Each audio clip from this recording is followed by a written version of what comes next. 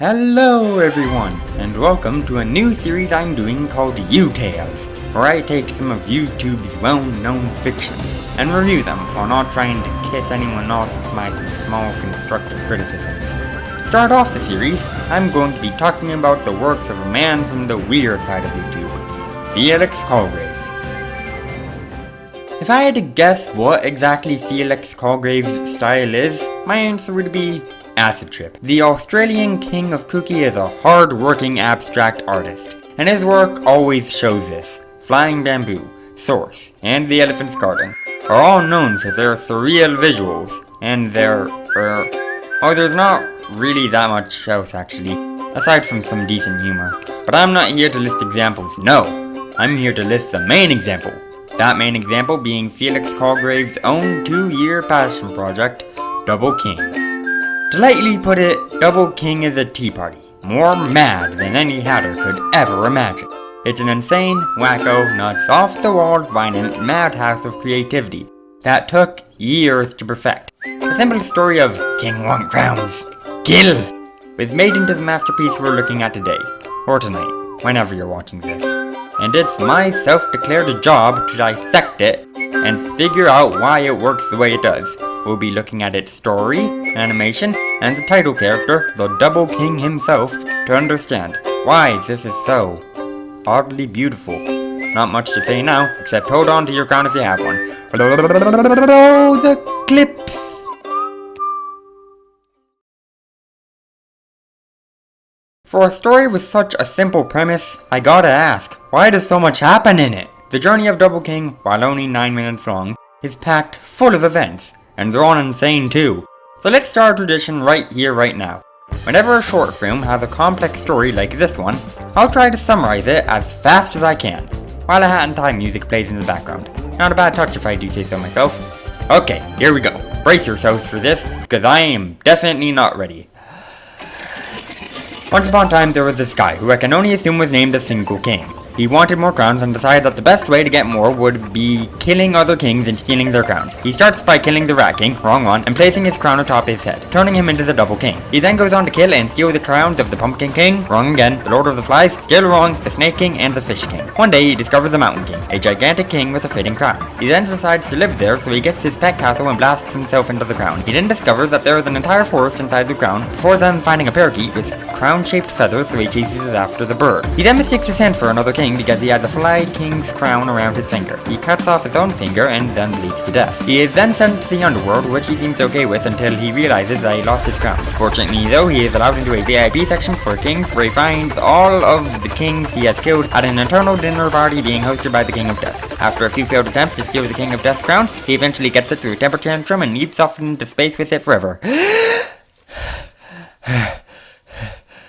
Like I said, I was definitely not ready.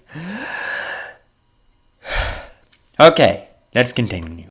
While there are some pointless scenes that don't really add to anything that's happening, most of the time the story is moving forward in just unpredictable ways. As for the creatures that we see, and the ways that the creatures behave, they're definitely creative. It's also pretty funny to watch how all of these things act with their reactions to Double King. And there's some nice visual comedy too, so that's a plus. As for the setting, well, it's weird, basically. It's implied to be some kind of hidden magical realm on Earth throughout the short, but near the end it's revealed to be some kind of a statue that saw through a planet, somehow. Look, I'm not saying I don't like the setting, I'm just saying that's weird. It's not like I consider settings to be the most important thing in the story either. In fact, my setting is just behind Castle DDD. See?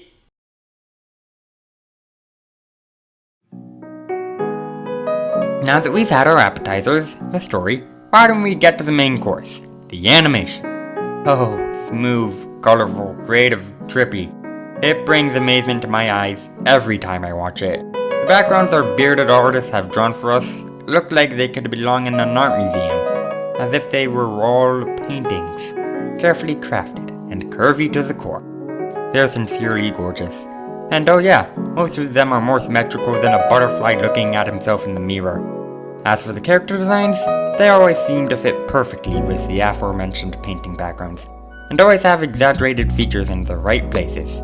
Double King is probably the simplest out of all of them, being no more than a robbed Mario made by Rareware with 2 crowns, but his model is the only one that goes on a journey of its own.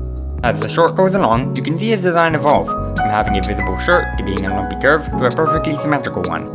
And lastly, the character animation is just top notch. Smooth as freshly ironed silk, and knowing when to use twinning and when to not. Meet the criteria of perfect character animation in my book. I just wish I had Felix's skills so that I could animate myself, cause as you can see, I'm kind of dead in that category.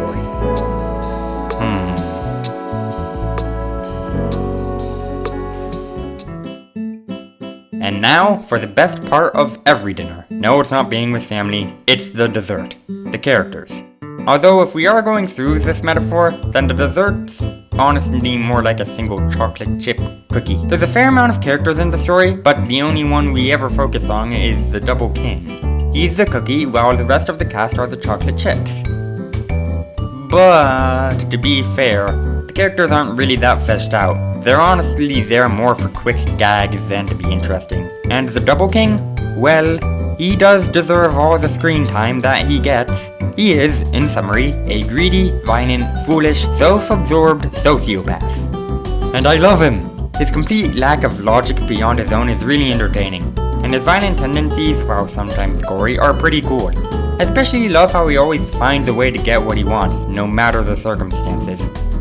I don't have a clever metaphor for that, I just like that about him. He's cute, he's cool, he's funny, he's violent, and he has a freaking demon mouth. Very nice. Well then, that was weird, and that's just what's so great about this short film. Every ounce of this mini-movie, from the nonsensical story to the odd animation to the goofy, insane characters, make this thing what it is. That being, crazy! While it can get a little unsettling at times, Fly King, I'm looking at you, all the other moments it has completely make up for it. As someone who's speaking who knows how it feels to make a passion project, I must say, Felix Colgrave, both years completely paid off. This was pure anarchy, and it was pure enjoyment. Long live the Australian King of Cookie.